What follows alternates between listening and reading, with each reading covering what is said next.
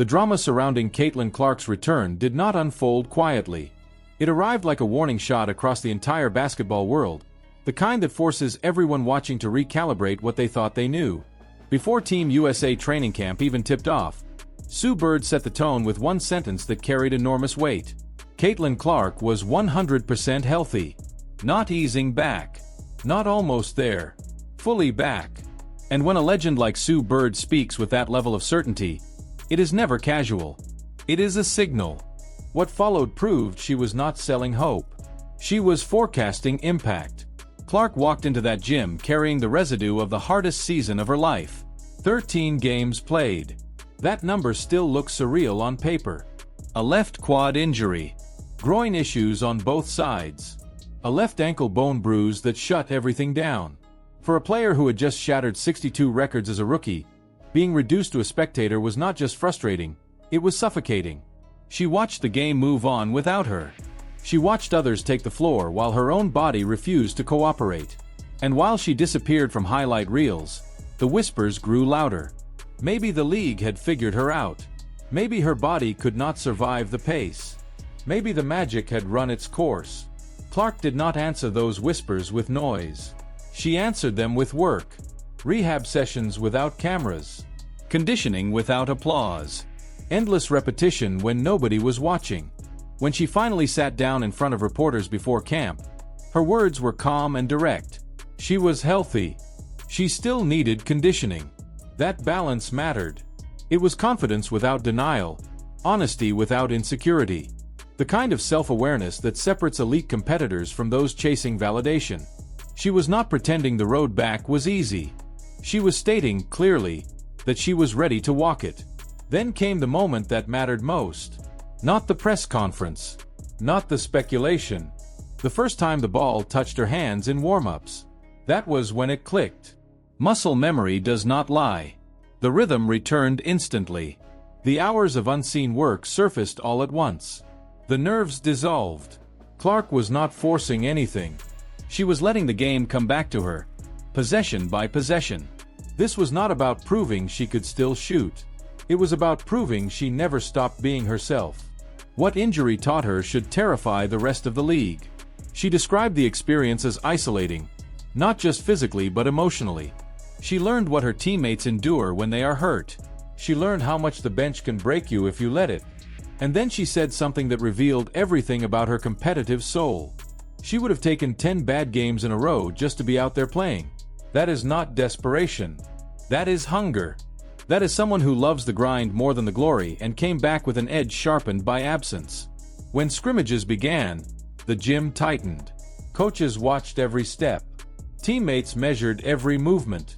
At first, Clark played within herself. Smart passes. Solid defense. Nothing flashy. Doubt tried to creep in. Maybe the rust would linger. Maybe this would take time. Then it happened. She caught the ball near half court. 2 dribbles. A pull-up from the logo. No hesitation. No second guessing. The same release. The same rotation. The net barely moved. That shot changed everything. The reaction was immediate. Benches erupted. Coaches clapped. The energy in the gym shifted on the spot. Months of uncertainty evaporated in one clean motion. It was not just a made shot. It was a declaration. Caitlin Clark was back, and she was not easing into dominance. She was reclaiming it. Sue Bird watched with a quiet nod, the kind that comes from recognition. Legends know what they are looking at. Clark did not lose anything during her injury.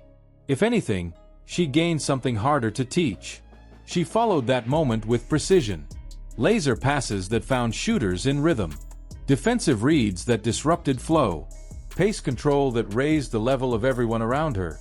Practice intensity climbed because she demanded it without saying a word. When she missed, she pushed harder. The fire was still there. The leadership was louder. Her chemistry with longtime teammates snapped back instantly. Years of familiarity resurfaced in seconds. That single logo 3 became the moment everyone would point to later, not because of the distance, but because of what it represented mentally. Behind the scenes, the coaching staff took notice. Sue Bird and Cheryl Reeve did not hesitate. They had a vision for the future of Team USA, one that balanced youth with championship standards. They needed a leader who could anchor the next Olympic cycle, someone who elevated others without chasing attention. Clark checked every box. Despite missing most of her sophomore season, the decision was made quickly. She earned the starting point guard role. That choice sent shockwaves. Veterans were competing. Established stars expected priority. Yet the staff trusted what they saw. Clark's engagement during injury. Her presence on the bench. Her constant support of teammates even when she could not play. That mattered. Leadership is not just minutes played. It is investment. It is empathy. Bird praised Clark's understanding of team dynamics, her awareness of what others go through, and her ability to lead without forcing the moment. Reeve highlighted her basketball IQ and her seamless fit with elite talent. Clark made everyone better. That was undeniable. The starting lineup told the story clearly. Clark at the point, surrounded by champions and experience. And coming off the bench, among others, Angel Reese. That contrast became impossible to ignore. Reese made the team, which should have been celebrated. Instead, frustration followed. Reports emerged of dissatisfaction with her role. Complaints about playing time. A focus on status rather than contribution. While Clark leaned into responsibility, Reese appeared fixated on what she believed she deserved. The difference in approach was stark. Clark emphasized chemistry and compromise. Reese reportedly pushed back on her bench role. Coaches noticed. Teammates noticed. One player elevated the room. The other disrupted it. At this level, reputation does not guarantee anything. Roles are earned in camp, not demanded. Reese could bring value as a rebounder and defender, but international competition is unforgiving. Star treatment is reserved for those who fit the system and embrace the mission. This moment clarified why Clark earned trust so quickly. She did not ask for anything. She performed. She led. She accepted pressure without complaint. The snub from the previous Olympic cycle now looked like fuel instead of a setback. Clark who'd have been there in 2024? Not just for performance, but for what she brings to the game globally. That omission only sharpened her resolve. Now she returns healthy, motivated,